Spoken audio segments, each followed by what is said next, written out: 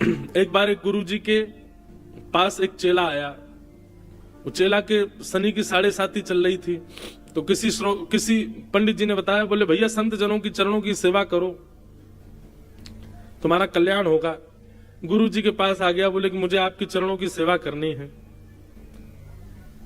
अब गुरुजी भी थोड़े से लोभी थे पैर वैर दबाने के, और चेला को भी 7:30 हटानी थी। तो गुरुजी बोले ठीक है चलो तुम पैर सेवा किया करो। अब तो रोज घी लेकर के आवे, खूब पैर चमकावे, महाराज गुरुजी के खूब पैर दबावे, ऐसी सेवा करे कि गुरुजी का ऊपर का अंग कुछ नहीं है, सब कुछ यही है, पैर ही पैर की खूब सेवा करे। दूसरे दिन एक और चेला, उसकी भी 7:30 चल रही, उसको भी पंडित जी ने कहा कि चरणाश्रित हो जाओ। वो भी गुरुजी के पास आ गया, बोले मुझे भी चरण सेवा दो। पहला चेला लड़ने लगा, बोले मैं चरण सेवा कर रहा हूं, मैं इसको। अगर आप किसी के प्रति रीझ गए कि वाह ये तो बहुत बढ़िया चल रहा है, बस अब प्रतीक्षा करो, बहुत जल्दी खराब होने वाली है वो वस्तु। ये कलयुग का स्वभाव है। पति पत्नी का दाम्पत्य बढ़िया चल रहा है, वाह हमारी तो कभी लड़ाई नहीं होती, बस रुक जाओ कछु दिन अभी पता चले, हो जाएगी। हमारे बच्चे बहुत अच्छे हैं, ऐसे बच्चे भगवान सबको दें, सुधरे हुए बच्चे, कुछ ना कुछ तो ऐसा कर देंगे। इसलिए भैया हम एक बात अपनी कथाओं में कहा करते हैं, किसी से भी ज्यादा उम्मीद मत रखो, क्योंकि संसार है, यहां पर कुछ भी जैसा चल रहा है वैसा नहीं रहेगा, कुछ ना कुछ तो बिगड़ेगा। कलयुग है भैया, यहां पर सब सम नहीं रहता है। आज अगर किसी को बहुत प्रतिष्ठा मिल गई है, किसी को बहुत मान सम्मान मिल गया है, एक दिन थोड़ा तो नीचे आना पड़ेगा। और कोई व्यक्ति बिल्कुल नीचे ही बैठा है, किसी दिन उसको ऊपर बैठना पड़ेगा, किसी दिन उसकी स्थिति वो हो जाएगी, सब उसको ही पूछेंगे। सब संसार में कब कहां क्या हो जाए, कब किसका काया पलट हो जाए, कुछ नहीं कह सकते। इसलिए भैया उम्मीद केवल ठाकुर जी से रखो और किसी से मत रखो। बिन गोपाल को नहीं अपनो, और किसी से कोई उम्मीद ही मत रखो, और किसी से कोई लगाव ही मत रखो, क्योंकि संसार में सब बदलने वाला है, सब कुछ। आज हम लोग खुशी मना रहे हैं कि खूब लोगों में भक्ति बढ़ रही है, खूब लोगों में अच्छा है, पर एक दिन ऐसा भी आएगा कि इतने भक्त हो जाएंगे कि भक्ति भक्त आपस में एक दूसरे से ईर्ष्या करने लग जाएंगे। यह भी तो संभव है। अच्छा तूने केसरिया रंग पहना, ले मैं तुझसे बढ़िया पहन के आऊंगा, तूने ये किया तुझसे बढ़िया मैं करूंगा, इसी में ही ईर्ष्या प्रकट हो जाएगी। दुनिया में सब भक्ति भक्त हो जाएंगे, सब लोग बिल्कुल वैष्णव होते चले जाएंगे, तो भी दिक्कत है। इसलिए सब ये अनुपात है भैया। भोजन में नमकीन नमकीन पाओगे तो बीच में थोड़ा मिठास भी तो चाहिए, और मीठा ही मीठा पाओगे थोड़ी नमकीन तो चाहिए। इसलिए सब सम नहीं रह सकता। एक झूला होता, उसको अंग्रेजी में बोलते हैं रोलर कोस्टर। वो ऐसे ऊपर नीचे नीचे यूं दाएं बाएं ऐसे घूमता रहता है। संसार ऐसा ही है, ऊपर नीचे इधर उधर उल्टा सीधा ऐसे ही होता रहेगा। ये एक जैसा सम नहीं चल सकता, ये संसार का नियम है।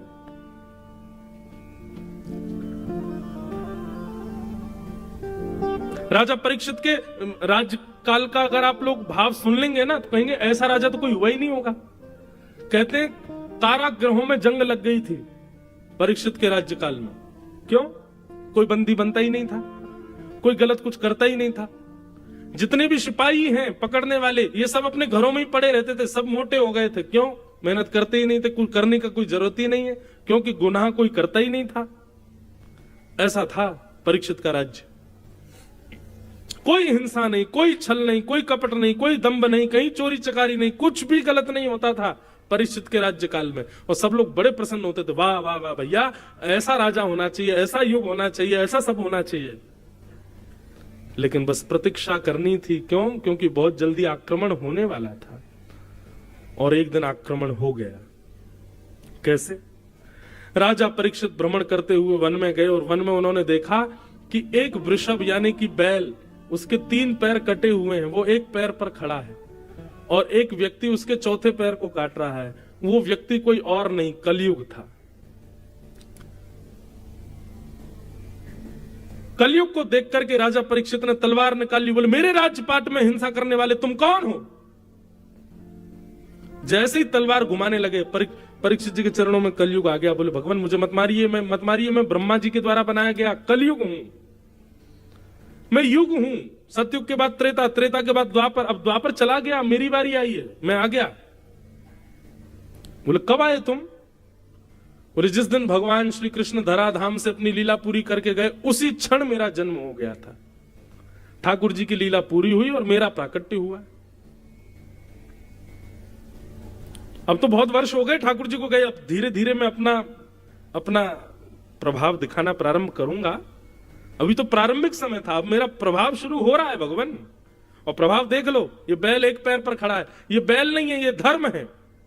और धर्म के 4 पैर होते हैं, सत्य, दान, दया और पवित्रता। मैंने पवित्रता रूपी इसके पैर को काट दिया, मैंने दान रूपी पैर को काट दिया, मैंने दया रूपी पैर को काट दिया। अब एक पैर बचा है बस इसका, वो है सत्य। जिस दिन ये कट गया धर्म धराशायी हो जाएगा और मेरा राज्य आ जाएगा।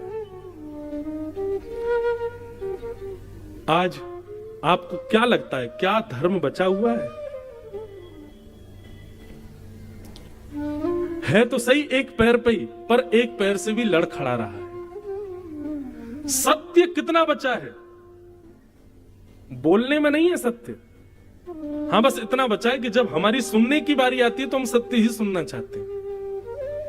आज कथाओं में इतनी भीड़ हो रही है, सत्संगों में इतनी भीड़ हो रही है, मंदिरों में इतनी भीड़ हो रही है, क्यों? सत्य बताना। लाखों लोग टेकरी हनुमान जी का दर्शन करने जा रहे हैं, क्या इतने लोग दर्शन कर रहे हैं तो क्या इतने सारे लोग धर्मावली हैं? इनमें से कोई पाप नहीं करता? सब करते हैं। धर्म कैसा लड़खड़ा रहा है? मंदिर भी जा रहे हैं और मंदिर से बाहर आकर के थोड़े दिन बाद पाप भी कर रहे हैं। मैंने कहा ना कलयुग बड़ा खतरनाक है भैया। ये आपसे धर्म भी करवाएगा, पुण्य भी करवाएगा, कथा भी सुनवाएगा, तिलक भी लगवाएगा, धोती भी पहनवाएगा, आपसे संत सेवा भी करवाएगा, तीर्थ यात्राएं भी करवाएगा और इन सब के बीच पाप भी करवाएगा। ये रहने नहीं देगा आपको ऐसे।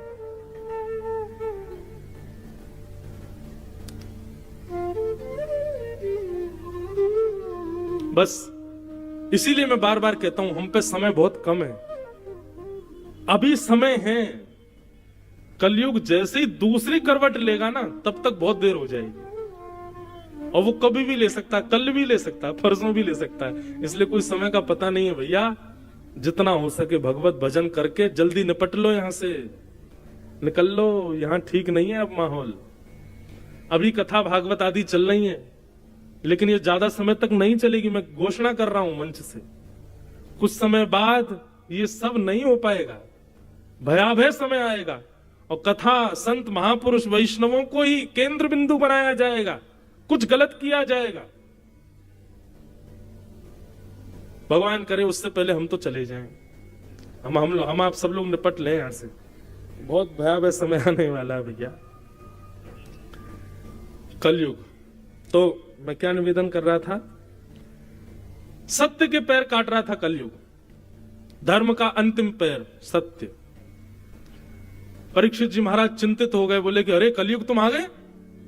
बोले जी निकलो अभी यहां से, तुम मेरा राज्य छोड़ करके जाओ, कहीं और जाकर के रहो, लेकिन मेरे राज्य में तुम नहीं रहोगे। बोले महाराज पृथ्वी के एक छत्र सम्राट हो आप, कहां जाऊं मैं? पूरी पृथ्वी के राजा हो और पूरी पृथ्वी पर मेरा आक्रमण। राजा परीक्षित बोले मैं जीने तो नहीं दूंगा तुमको यहां पर। बोले ये ब्रह्मा के द्वारा बनाया गया नियम है, आप इसको तोड़ नहीं सकते, आपको मुझे स्वीकार करना पड़ेगा।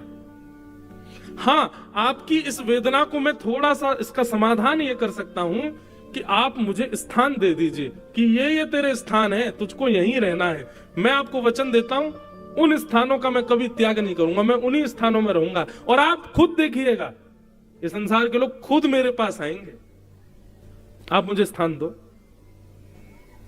कल परीक्षित जी बोले मैं ऐसे स्थान दूंगा कि कोई जाएगा ही नहीं तुम्हारे पास। बोले देख के दे लीजिए, जितने बुरे से बुरा स्थान दे सको दे दीजिए, लेकिन मैं भी वचन दे रहा हूं ये कलयुग है महाराज, मेरा युग है, आदमी स्वयं मेरे पास आएगा। और 5 स्थान दिए कलयुग को। आज भी बंधुओं और कलयुग के अंत तक भी कलयुग केवल 5 ही स्थानों पर रहेगा, लेकिन प्रभाव वो सब पर करेगा। और ये 5 स्थान कौन कौन से? द्यूतम, पानम, स्त्रिय, सूना, यत्रा धर्मश्चतुर्विध, पुनश्च याचमानाय जात रूप मदात प्रभु। तो 5 स्थान। सबसे पहले कलयुग का स्थान क्या है? जुआ।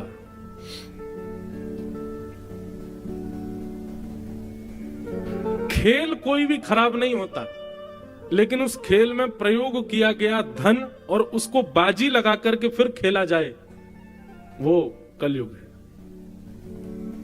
इसलिए कभी भी धन की बाजी लगा करके कोई खेल मत खेलो। क्यों? आपने शौक में 10 रुपए लगा दिए और फिर आपने खेल खेल लिया, वो 10 रुपए एक ना एक दिन 10 करोड़ का नुकसान करवाएगा आपको। आप कहेंगे जुआ खेलना पाप क्यों है?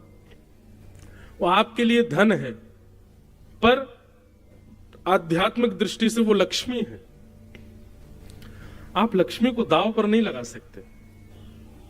लक्ष्मी हमारी मां है, अपनी मां को कौन दांव पर लगाता है? लक्ष्मी नारायण की पत्नी है। किसी की पत्नी को दांव पर लगाओगे, अपनी मां के दांव पर लगाओगे, रह पाओगे खुश? इसलिए जुए में कलयुग का निवास। द्योतम। दूसरा स्थान है पानम। पहले तो जुआ केवल गांव में वो खेलते थे, पेड़ों के नीचे बैठ के वो ताश खेल रहे हैं, उसी में पैसा लगा रहे हैं, हार गए इतना, ये सब वो सब होता। आजकल आधुनिक जुआ हो गया है। अब अलग प्रकार का जुआ खेलते हैं लोग। और एक बात कहेंगे, 500 की 1000 की शर्त जो लगाते हैं ना, लगी 500 की शर्त, ये भी जुआ है।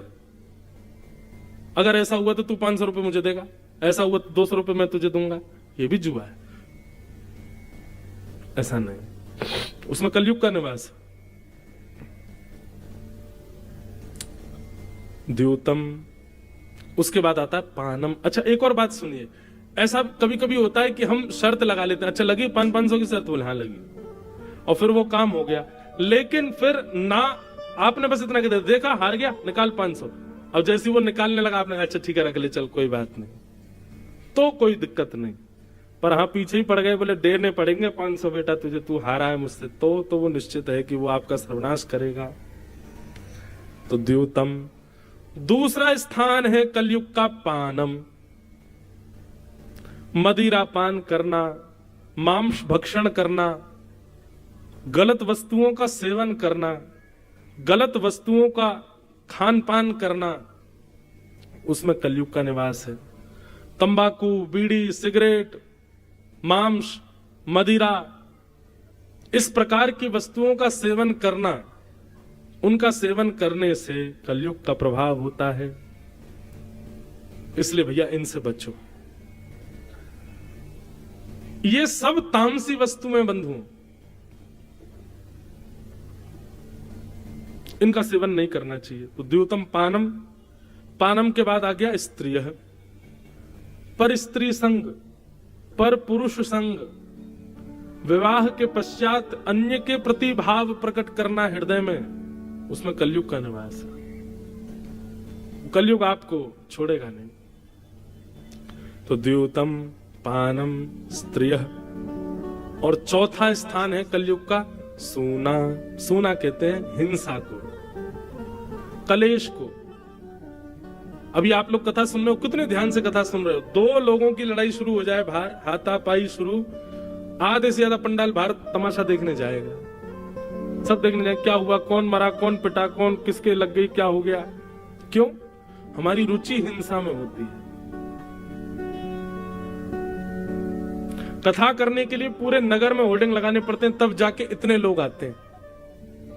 पर हिंसा, लड़ाई झगड़ा करने के लिए कोई प्रचार नहीं करना पड़ता, बस 2 लोग चौराहे पर लड़ लो, अपने आप भीड़ आ जाएगी देखने, अपने आप लोग इकट्ठे हो जाते हैं।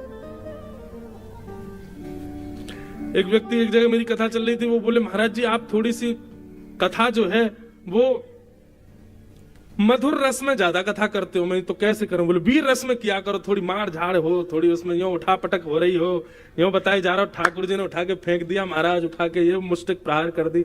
मैंने वाह भाई ये भी कोई बात है? बोले महाराज जी थोड़ी न टकड़ भगड़ हो तब तो आनंद आवे। हिंसा, इसमें कलयुग का निवास है। किसी व्यक्ति ने, आप जा रहे थे कुछ गलत बोल दिया, तो आप उसको लेट को नहीं करोगे, ठीक है बोल दी क्या करना है चलो, नहीं।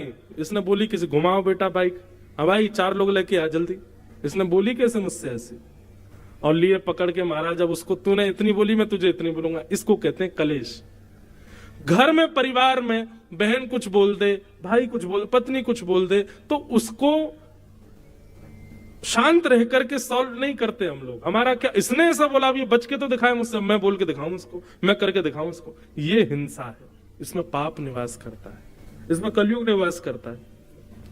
बंधुओं, ये कलयुग घरों में ऐसे ही आता है। किसी एक व्यक्ति का मूड खराब करके वो ऐसी कुछ बात बुलवा देगा कि बाकी लोगों का भी दिमाग खराब होता है, फिर एक दूसरे से लड़ाई झगड़ा कर करके सब कलेश करके खत्म कर देते हैं।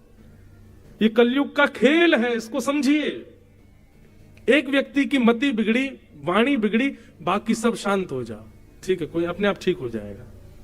अभी चिल्ला रहा है, बोल रहा है, ठीक है, कोई नहीं, इसके पैर पकड़ लो, जो कह रहा करो, ठीक, सॉरी, ठीक है।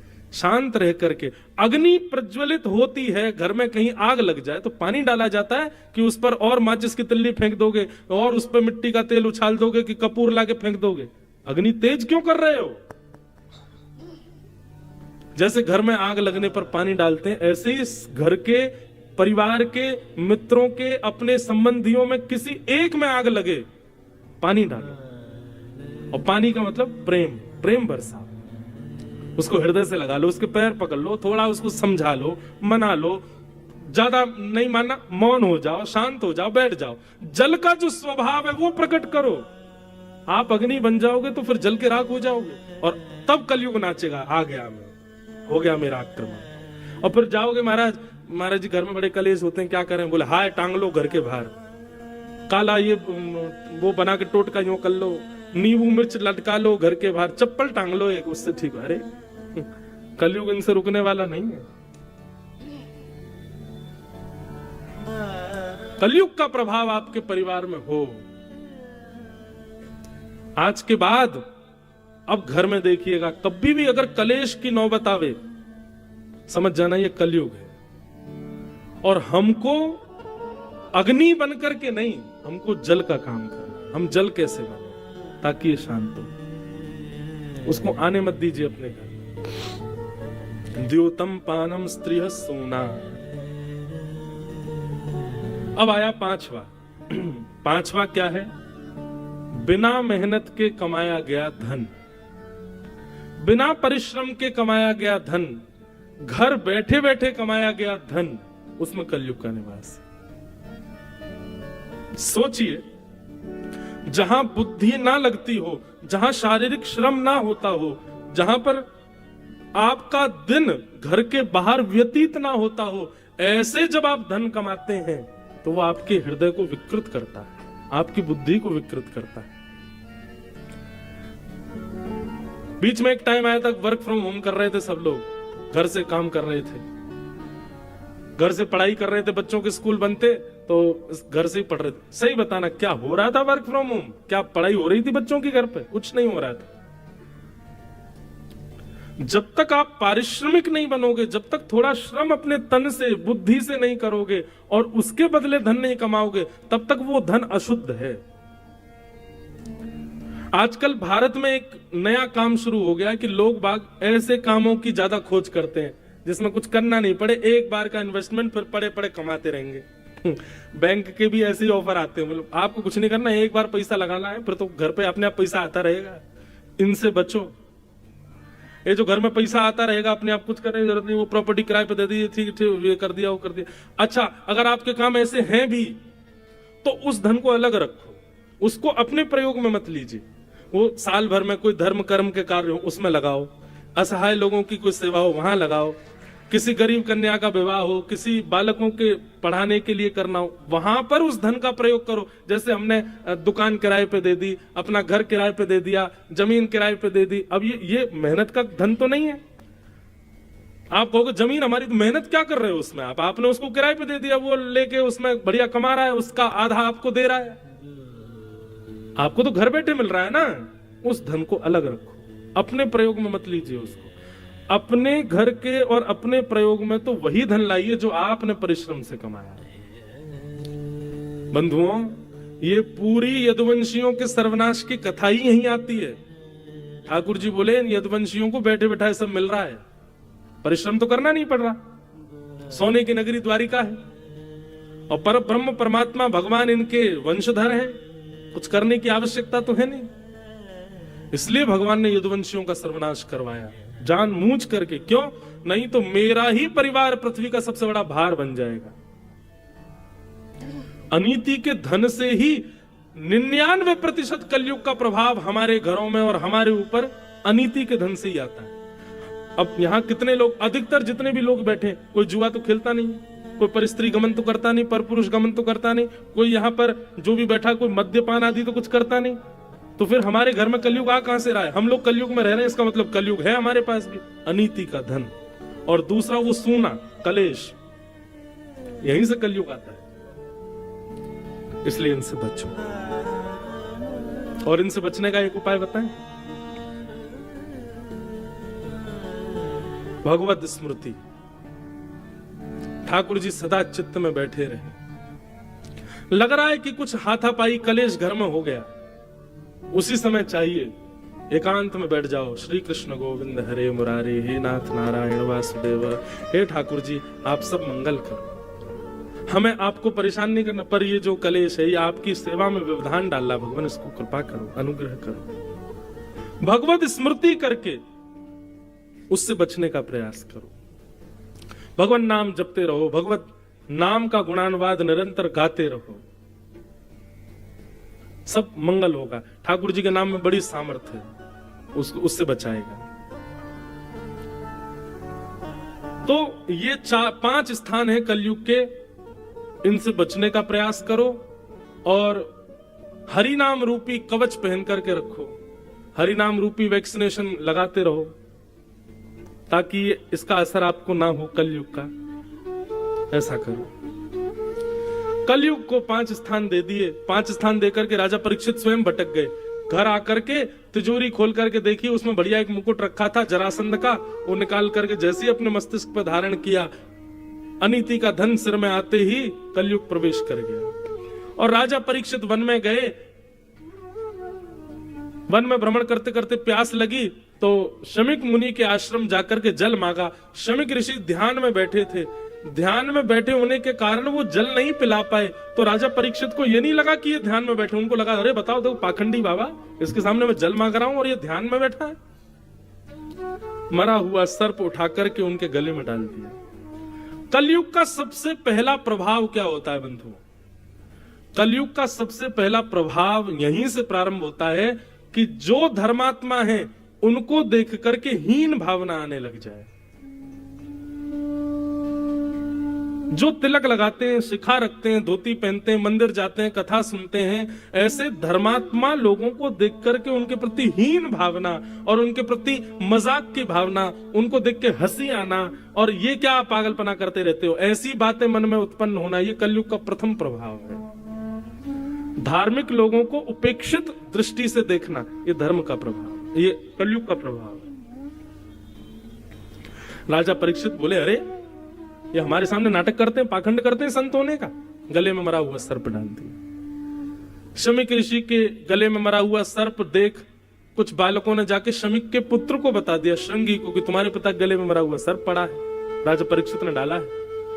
श्रृंगी ने हाथ में जल लेकर के श्राप दे दिया, मैं राजा परीक्षित को श्राप देता हूं, मेरे पिता का अपमान किया, आज के 7वें दिन उनको तक्षक सर्प डस देगा, उनकी मृत्यु हो जाएगी। राजा परीक्षित लौट करके अपने राजभवन आए। जैसे ही मुकुट उतारा सोचने लगे आज मैंने क्या किया। एक ध्यानस्थ बैठे हुए संत के गले में मरा हुआ सर्प डाल दिया मैंने, ये मैं कैसे कर सकता हूं? ये मेरा स्वरूप तो नहीं था, ये मेरा स्वभाव तो नहीं था।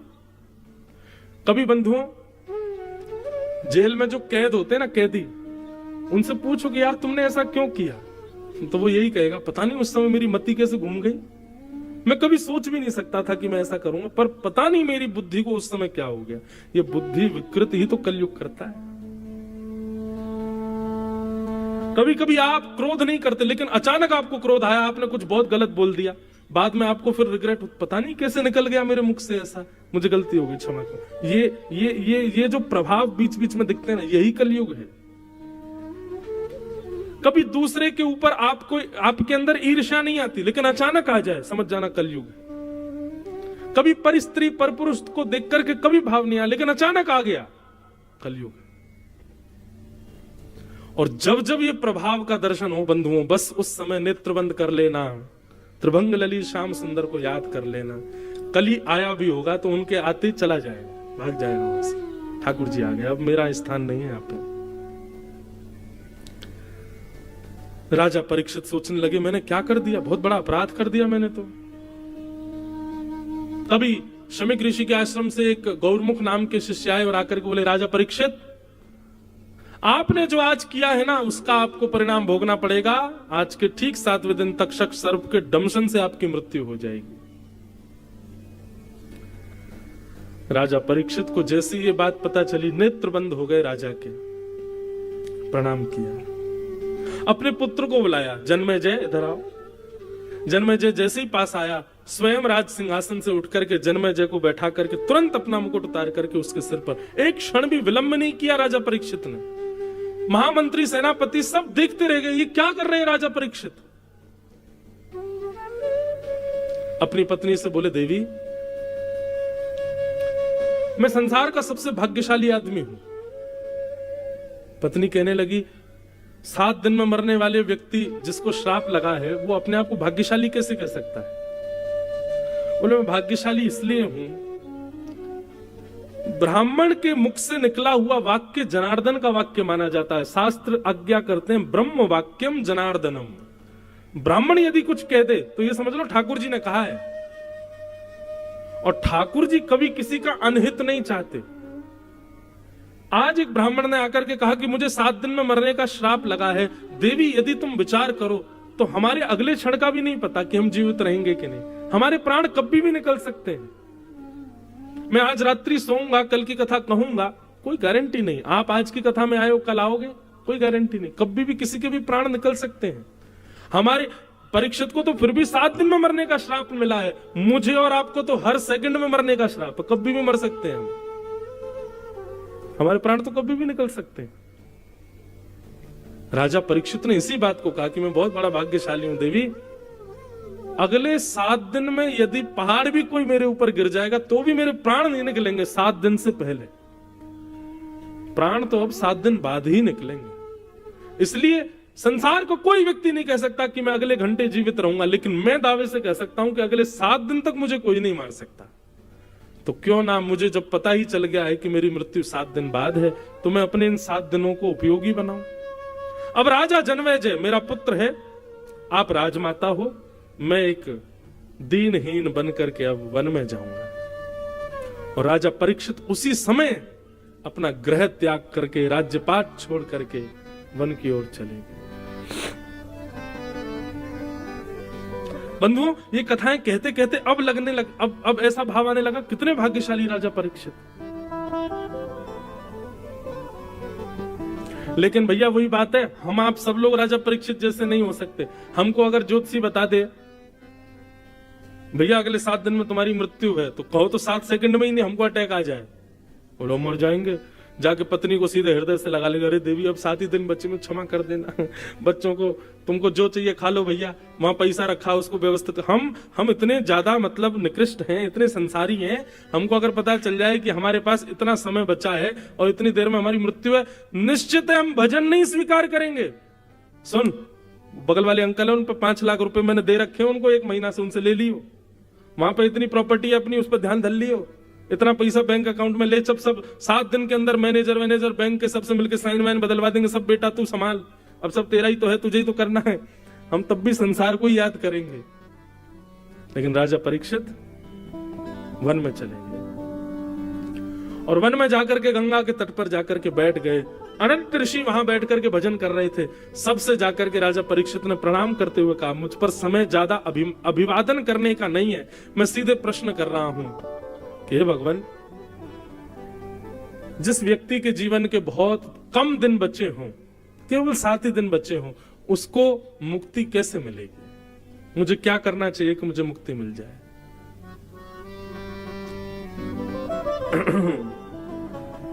सबने अलग अलग बातें बताई। कोई बोला गंगा जी में खड़े हो जाओ, कोई बोला हिमालय पे चले जाओ, कोई बोला ये करो ये करो ये करो, लेकिन कोई भी प्रमाण से नहीं बोल पाया कि मुक्ति मिलेगी।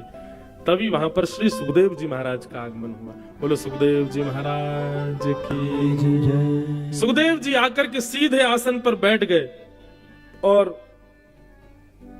परीक्षित ने चरण पकड़ लिया। बोले भगवान, परीक्षित ने एक आसन रखा था, आप में से जो जिम्मेवारी ले 7 दिन में मुझे मुक्ति देने की, वो यहां आकर के बैठे। कोई नहीं बैठा उस पे आके। 16 वर्ष के नन्हे से तुम द्वष्ट वर्ष, श्री सुखदेव जी महाराज आकर के उस पर बैठ गए और इतने विश्वास के साथ आकर के बैठे पद्मासन में। राजा परीक्षित को मुक्ति दिलाने के लिए मानो स्वयं चल करके श्री राधा रमन लाल पधारे हो सुखदेव जी के रूप में। सुखदेव जी के चरणों में वंदन किया और कहा भगवान, मेरे जीवन के केवल 7 दिन बचे हैं, मेरी मुक्ति का उपाय बताइए।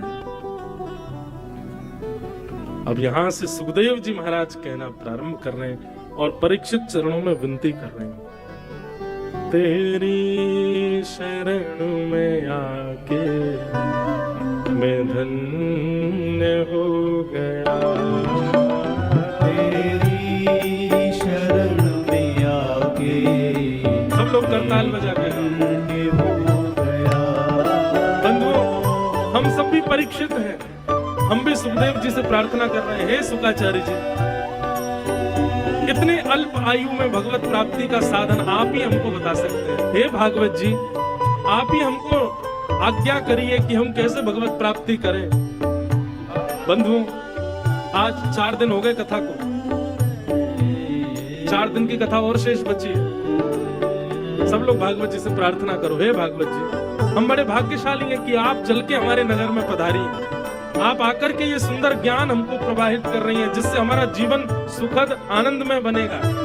इसलिए सब लोग करताल बजा करके भागवत जी से प्रार्थना करते हुए गाओ, तेरी शरण में आके मैं धन्य हो गया, तेरी शरण में आके मैं धन्य हो गया।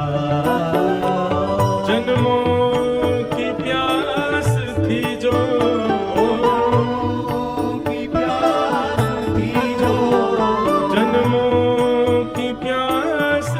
जो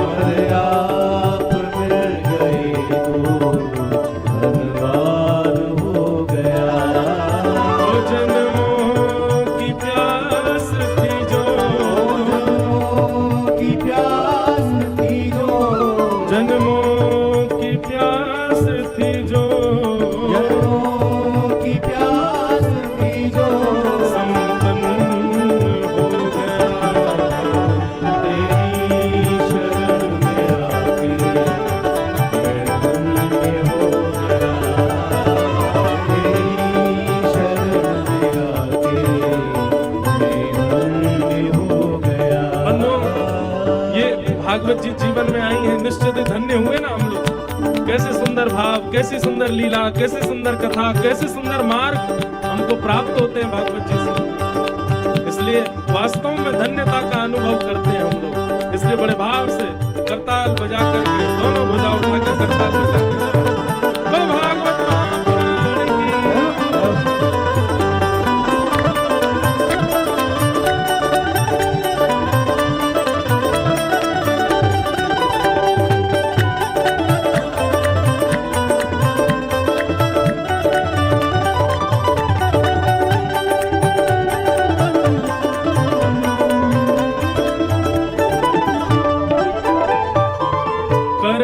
कभी न दूर प्रभु चरणों से आप हो, करना कभी न दूर प्रभु चरणों से आप, करना कभी न दूर प्रभु चरणों से आप हो, करना कभी न दूर प्रभु चरणों से आप, करना कभी न दूर प्रभु चरणों से आप हो, करना कभी न दूर प्रभु चरणों से आप, चरणों के ही सहारे, चरणों के ही सहारे, चरणों के ही सहारे,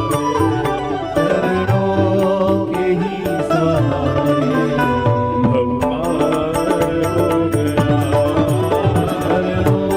के ही सहारे, भव पार हो गया, चरणों के ही सहारे, भव पार हो गया, चरणों के ही सहारे, भव पार हो गया, चरणों के ही सहारे, भव पार हो गया। जन्मों की प्यास थी जो, जन्मों की प्यास थी जो, जन्मों की प्यास थी जो, जन्मों की प्यास थी जो, संपन्न हो गया, तेरी शरण में आके मैं धन्य हो गया, तेरी शरण में आके मैं धन्य हो गया। जय राधे राधे, राधे राधे, जय राधे राधे, राधे राधे, शुभानु दुलारी राधे राधे, बरसाने वाली, राधे राधे, जय राधे राधे, राधे राधे, राधे राधे, राधे राधे, जय राधे राधे राधे, राधे राधे राधे, जय राधे राधे, राधे राधे, राधे राधे, राधे राधे, जय राधे राधे, राधे राधे, राधे राधे राधे, राधे राधे राधे, राधे राधे, राधे राधे, सब भाव से गाओ, राधे राधे, सब प्रेम से गाओ, राधे राधे, सब हिल मिल गाओ, राधे राधे, बरसाने वाली, राधे राधे, जय राधे राधे, जय राधे राधे, राधे राधे, जय राधे राधे, राधे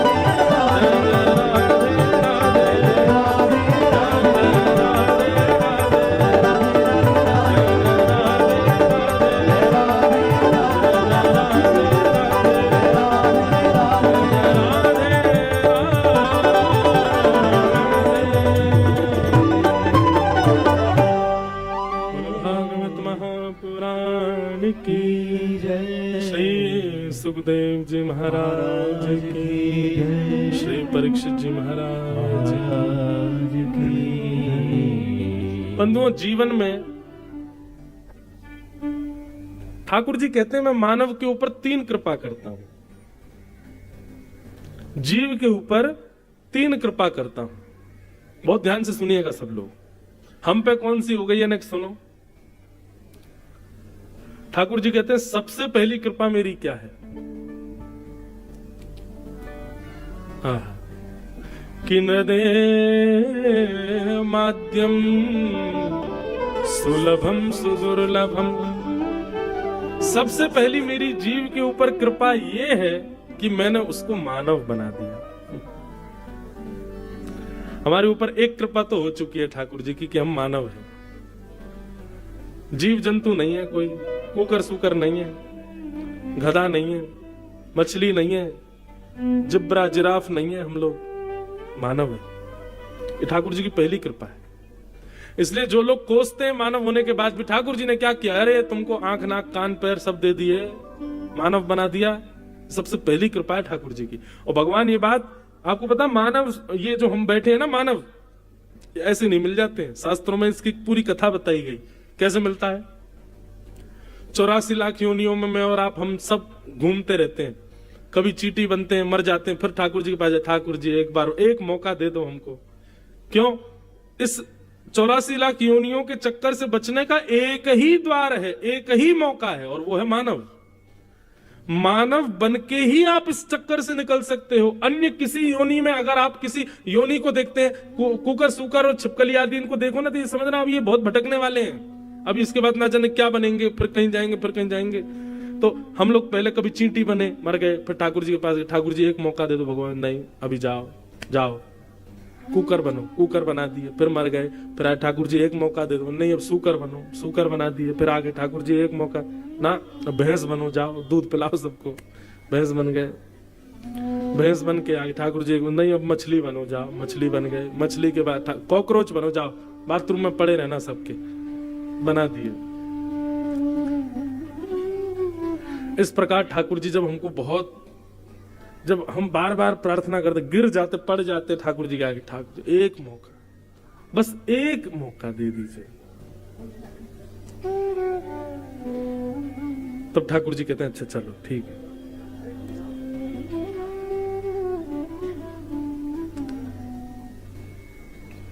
ठीक है हम देखते हैं, आप लोग सब इधर देखो। क्या बता रहा था मैं? हाँ, तो फिर ठाकुर जी से हम कहते हैं ठाकुर जी एक मौका दे दो। मानव शरीर मौका है, इसका नाम ही मौका, निकलने का मौका यहां से। तो ठाकुर जी क्या करते हैं, अच्छा तुम बहुत रो रहे हो, बहुत तुम 33 लाख योनियों 84 लाख योनियों में भटक लिए, चलो अब तुमको हमें कृपा करते हैं। तब भगवान 5 लोगों को बुलाते हैं। ये 5 लोग कौन है? बोले पंच तत्व, पृथ्वी जल अग्नि वायु आकाश। इन पंच तत्वों को बुला करके ठाकुर जी कहते हैं भैया इसको एक मानव देह देना है, लोन पे, लोन पे देना है इसको, ऋण ऋण। तब ये पंच तत्व हमसे सौदा करते हैं, पृथ्वी जल अग्नि वायु आकाश, ठीक है हम तुमको ऋण दे रहे हैं। वर्ष पहले ही निश्चित हो जाता है, 70 वर्ष के लिए आ रहे हैं, 80 वर्ष के लिए आ रहे हैं, कितने वर्ष के लिए आ रहे हैं, फिर उसमें भी कुछ टर्म्स होते हैं, इतना अगर तुमने ये गलत किया तो इतने दिन में तुम्हारी छुट्टी हो जाएगी, बढ़िया रहे तो ऐसा चलेगा, ऐसा रहे, सब पहले ही बात हो जाती है। कुल मिला के हमारी उनसे बात होती है कि वे 5 हमको लोन देंगे, और लोन में उन 5 के मिश्रण से शरीर मिलता है। लेकिन लोन चुकाना कैसे? शरीर कहते हैं कि भाई जब तुम्हारा जीवन पूरा होगा तो हम 5 अपने पंच तत्व लेने आएंगे। तो जब तुम्हारे परिवार के लोग तुम्हारा अग्नि संस्कार करेंगे, अग्नि तत्व अग्नि में, जल तत्व जल में, वायु तत्व वायु में, पृथ्वी तत्व पृथ्वी में, सारे तत्व अपने तत्व ले जाते हैं, लेकिन हमको ब्याज सहित वापस चाहिए। बोले ब्याज क्या लगेगी? बोले हम जो तुमको शरीर देंगे उसको गंगा स्नान कराना, उसको यमुना जी में स्नान कराना, सरजू जी में स्नान कराना, संत जनों की इस शरीर से सेवा करना, खूब नाम जप करना, इस पर तिलक लगाया करना, इससे तीर्थ यात्राएं करना, गोवर्धन गिरिराज जी की परिक्रमा करना, वैष्णो देवी हिमालय पर जाना, अच्छे कर्म करना, लोगों की सहायता करना, गरीब लोगों की सेवा करना, माता पिता की खूब आज्ञा मानना। इस शरीर से कुछ भी गलत मत करना, गलत करोगे तो समझो उतनी तुमने हमको ब्याज नहीं दी। तो ब्याज सहित हमारे तत्वों को वापस करना ठाकुर जी के सामने सौदा हो जाता है। ठाकुर जी कहते हैं भैया अब तुम्हारी बात हो गई, चलो तुम बहुत दिन से रो रहे थे, अब तुमको हम मानव बनाते हैं। तब जाकर के ठाकुर जी हमको मानव बनाते हैं। 7वें महीने जब माँ के गर्भ में होता है तब भी हमको याद होता है कि हम क्या क्या बात करके ठाकुर जी से आए और हम कहां कहां योनियों में घूम के आए। 9वां महीना प्रारंभ होते ही जैसे ही हमारे प्रकट का समय आता, हम खुश होने लग जाते हैं, अब हमारा जन्म होगा। और जन्म लेते ही जब तक माता पिता भाई बंधुओं को नहीं पहचानते तब तक भी हमको सब याद रहता है, लेकिन जैसे ही ये माया अपना जाल डालना प्रारंभ करती है, ये माँ है, ये पिता है, ये भाई है, बंधु है, तुम्हारी इतनी संपत्ति है, तुम इतने पैसे वाले घर में हुए हो, तुम्हारा इतना सब कुछ है, ये भोग है, ये विलास है, इतने सारे संसार में ये सब, ओहो, इसकी चकाचौंध में इतने अंधे हो जाते हैं, भूल जाते हैं सब ठाकुर जी। फिर ठाकुर जी बीच बीच में आपके पास पत्र भिजवाते हैं। किस रूप में? जैसे गुना में कथा हो रही है, ये ठाकुर जी ने एक पत्र भेजा, बोले बेटा समझ जाओ, तुमको मानव बना के भेजा हमने, है कथा में जाओ सुनो व्यास जी से, क्यों आए हो तुम पृथ्वी पर। लेकिन बाहर से ही बोर्ड देख करके चले जाता है, अरे कहा भीतर बैठे 3 घंटा क्या करना है हमको। ठाकुर जी एक नहीं अनेक बार आपको मैसेज भिजवाते हैं, कथाओं के द्वारा, सत्संग के द्वारा, संत जनों के द्वारा, कि भैया तुम क्यों आए हो पृथ्वी पर, समझ जाओ। जैसे बैंक वाले लोन लेने के लिए फोन करते बार बार, हे भाई तुम्हारा लोन कब चुका रहे हो, तुम कब पूरा कर रहे हो, ब्याज ब्याज। तो ऐसे ठाकुर जी बीच बीच में कथा बताएं के द्वारा भेजते रहते हैं। तब भी नहीं मानता वो व्यक्ति, और दूषित क्रिया करते हुए जैसे ही प्राण त्यागता है, तब पंच तत्व उसके सामने खड़े हो जाते हैं और कहते हैं, भाई तुमने हमारी पंच तत्व तो वापस किए, लेकिन तुमने तो और अपवित्र करके वापस किया, इससे खूब मदिरा पान करी तुमने, है तुमने परिस्त्री संग किया, इतने दूषित काम किए, लोगों के पैसा मारे, छल किया, कपट किया, दंभ किया, लोभ किया। तब ये पंच तत्व भगवान से शिकायत करते हैं कि इसको ठाकुर जी ऐसी यातना देना, ऐसी यातना देना कि जीवन भर याद रखे। भगवान कहते हैं यातना देना हमारा काम नहीं, सौदा हमने कराया, अब जाओ, यमराज हैं, आदि हैं, इनसे जिससे तुमको यातना दिलवानी हो। तो पंच तत्व गले में फांसी लिए घूमे रहते हैं, हमको सब जगह भगवाते हैं, इतने साल नरक में रहेंगे, इतने साल वहां जाएंगे, ये करेंगे। इस तरीके से हमारा जीवन चलता है। तो भैया भगवान की सबसे बड़ी कृपा क्या है कि हम मानव हैं, और उसमें भी उससे बड़ी कृपा क्या है कि हम ठीक ठाक हैं, आंखें हैं, नाक है, जीभ है, कान है, हाथ है, पैर है, कोई शिकायत करने को लिए नहीं है कि भाई हम पे ये कमी है। ठीक है, कमी हो भी तो ठाकुर जी उतना लोन कम कर देंगे, सब कुछ है। ये भगवान की पहली कृपा। दूसरी कृपा क्या है कि न देह माध्यम सुलभम सुदुर्लभम। फिर भगवान कहते हैं मैं दूसरी कृपा क्या करता हूं, बोले प्लवम सुकल्पम गुरु कर्ण धारम। बोले मैं उसको बार बार गुरुजन उसके जीवन में भेजता हूं, अगर ठुकरा दे तो वो उसकी इच्छा, लेकिन किसी एक को स्वीकार करके अपना गुरु बना ले तो समझना ये मैंने उस पर दूसरी कृपा की। क्यों? मानव तो बना दिया, अब मानव बनने के बाद सद्मार्ग दिखाने वाले गुरु भी मैंने उसको दे दिए। ये मेरी दूसरी कृपा है। और मेरी तीसरी कृपा क्या है, बोले मयानुकूले नभस्वतेरितम। तीसरी कृपा भगवान बता रहे हैं कि उसके हृदय में भक्ति प्रकट हो जाए और वो अपनी अनुकूलता से रहना बंद कर दे, मेरी अनुकूलता से रहने लग जाए। जो मैंने गीता में बताया, जो मैंने रामायण में बताया, जो भागवत में, महाभारत में मेरे उपदेश हैं, उन उपदेशों को सुन करके मेरी अनुकूलताओं से अपना जीवन निर्वहन करने लग जाए। भगवान कहते हैं तीसरी कृपा है मेरी उसके ऊपर। ये 3 कृपा ठाकुर जी करते हैं। तो पहली कृपा तो साक्षात है कि हम सब मानव हैं, तो पहली कृपा तो हम पे हो चुकी है। अब ये 2 कृपाएं हम करवाना चाहते हैं कि नहीं, ये हम देख लें जीवन में। गुरु मैं फिर कहूंगा बंधु, गुरु का मतलब दीक्षा लेना नहीं होता, दिशा लेना होता है।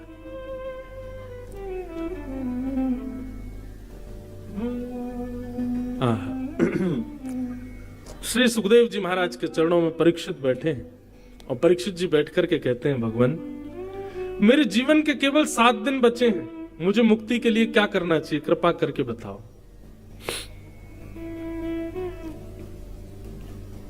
सुखदेव जी महाराज 1 मिनट के लिए मौन रहते हैं और 1 मिनट विचार करके सीधे बोलना प्रारंभ करते हैं। और यहां से सुखदेव जी की वाणी प्रारंभ होती है कि वरीयानेशते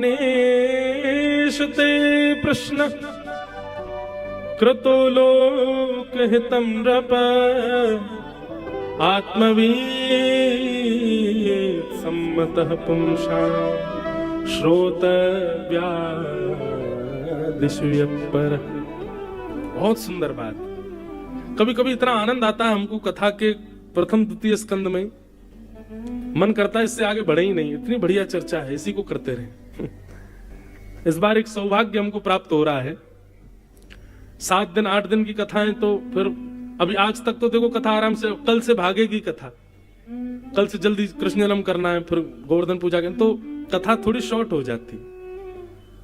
पर इस बार हमको एक सौभाग्य मिल रहा है, 10 अप्रैल से 11 अप्रैल से 10 मई तक 1 महीना की भागवत कथा है नासिक महाराष्ट्र में। 1 महीना 30 दिन, और वो 30 दिन की कथा होगी महाराज नासिक में, इतना आनंद आएगा। हम तो बस प्रतीक्षा कर रहे हैं वो कथा प्रारंभ हो, फिर एक एक विषय, एक एक भाव। अब यहाँ पर मुक्ति का वर्णन करते हैं श्री सुखदेव जी। मैंने आज तक कथा में नहीं सुनाई होगी, 2 प्रकार की मुक्ति, सद्यो मुक्ति, क्रम मुक्ति। अब वो मुक्तियां कैसी कैसी होती हैं उसका पूरा वर्णन श्री सुखदेव जी आगे करेंगे। फिर उसके बाद में परीक्षित कहेंगे कि नहीं भगवान अब मुझे मुक्ति नहीं चाहिए, फिर सुखदेव जी मंगलाचरण करेंगे, उनके मंगलाचरण इतना सुंदर। अब ये सब कथा 7 दिन के क्रम में हम कह ही नहीं पाते, इतना इतना सुंदर क्रम है। तो ये सौभाग्य मिलेगा, आप सब लोग तो भक्ति पथ यूट्यूब चैनल पे ही सुन लेना, रोज 4 घंटे कथा, 4 घंटा रोज और 30 दिन तक। क्या कहें महाराज, 5 दिन का तो नंदोत्सव है वहां पे। 5 दिन तक नंदोत्सव ही चलता रहेगा। रोज सुबेरे कथा प्रारंभी, नंद घरानंद भयो जय कन्हैया, यहीं से प्रारंभ होगा। और फिर उसमें और विस्तृत भाव कि नंदोत्सव कैसा मन रहा है और ब्रज में क्या हो रहा है, ब्रजवासी सब क्या कर रहे हैं, उसका हर दिन अलग अलग भाव आएगा। 3 दिन की गोवर्धन लीला, 3 दिन तक ठाकुर जी के गोवर्धन उत्सव का ही वर्णन, 2 दिन तक रुक्मणी विवाह, भीष्म पितामह की स्तुति तो लगभग 6 दिन की है वहां पे। ऐसे पूरा क्रम बनेगा, इतने दिन ये, इतने दिन ये, इतने दिन ये, बहुत आनंद आएगा, विस्तार से कथा होगी। श्री सुखदेव जी कहते हैं, परीक्षित आप कह रहे हैं 7 दिन में मरने वाली की मुक्ति का उपाय क्या है?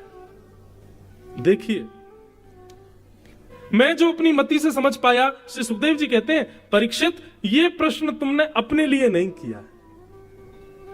कृतो लोक हितम नृप, कैसे कह सकते हैं? अरे मरने का श्राप परीक्षित को लगा तो परीक्षित ही पूछेगा ना, लेकिन नहीं, सुखदेव जी की बुद्धि देखिए। सुखदेव जी कहते हैं, परीक्षित ये प्रश्न तुमने अपने लिए नहीं किया। क्यों? मुक्ति की कामना परीक्षित नहीं मांग सकता? बोले नहीं मांग सकता। क्यों? बोले वो ऑलरेडी मुक्त है, क्योंकि ये ऐसा बालक है जिसने अपने जन्म लेने से पहले ही अपनी मां के गर्भ में भगवान का दर्शन किया है। ठाकुर जी ने उत्तरा के गर्भ में प्रवेश करके परीक्षित की रक्षा की है। बोले इसका मतलब भगवत दर्शन इसको प्राप्त हो चुका है, मुक्ति तो इसको मिल ही जानी है। पहला कारण कि मुक्ति के लिए परीक्षित अपने लिए प्रश्न नहीं कर रहा है, क्योंकि उसने भगवत दर्शन कर चुका है वो। दूसरा कारण कि परीक्षित ने अभी अभी एक बात कही, येषां संस्मरणात् पुंसां सद्यः शुद्ध्यन्ति वै गृहा किम पुनर्दर्शन स्पर्श पाद शौचासनादिभिः। परीक्षित, तुम इस बात को भली भांति जानते हो कि इतने सारे संत तुम्हारे सामने बैठे हैं। बंधुओं, जैसे इतनी भीड़ में आप श्रोता बैठे हैं, परीक्षित को जब मरने का श्राप लगा तो सोचो इतने संत उनके सामने बैठे थे। और परीक्षित, तुम इस बात को भली भांति जानते हो कि इतने संतों के बीच में तुम कुछ नहीं भी करो, केवल 7 दिन बैठे रहोगे तो भी तुमको मुक्ति मिल जाएगी। संतों के दर्शन से मुक्ति मिलती है। तो एक तो तुमने भगवत दर्शन किया है, दूसरे इतने सारे संत तुम्हारे सामने बैठे हैं, और तीसरा परीक्षित, यदि तक्षक सर्प से तुमको डसवाना ही था तो श्रृंगी 7 दिन का समय नहीं देता। वो सीधा बोलता कि अभी इसी वक्त तक्षक सर्प डस देगा और राजा परीक्षित की मृत्यु हो जाएगी। उसने 7 ही दिन क्यों दिए तुमको? मुक्ति पाने के लिए, और जो तुम मुक्ति मांग रहे हो ना, इस मुक्ति को पाने के लिए 7 जन्म, 7 साल, 7 मिनट, 7 सेकंड की भी आवश्यकता नहीं है। मुक्ति के लिए कितना समय चाहिए? बोले 1 क्षण। सुखदेव जी कहते हैं, किसी व्यक्ति ने जीवन भर पाप किया हो, जीवन भर दूषित काम किए हो, जीवन भर गलत काम किए हो, और ऐसे व्यक्ति के प्राण निकलने वाले हो, शरीर पूरा ठंडा पड़ गया हो, बस अंतिम श्वास नाक से निकलने वाली है, प्राण निकलने वाले हैं और उसी समय उसके कान में कोई कह दे हरिश शरणम, तो उसके जीवन भर के सारे पाप समाप्त, तो उसको मुक्ति मिल जाएगी।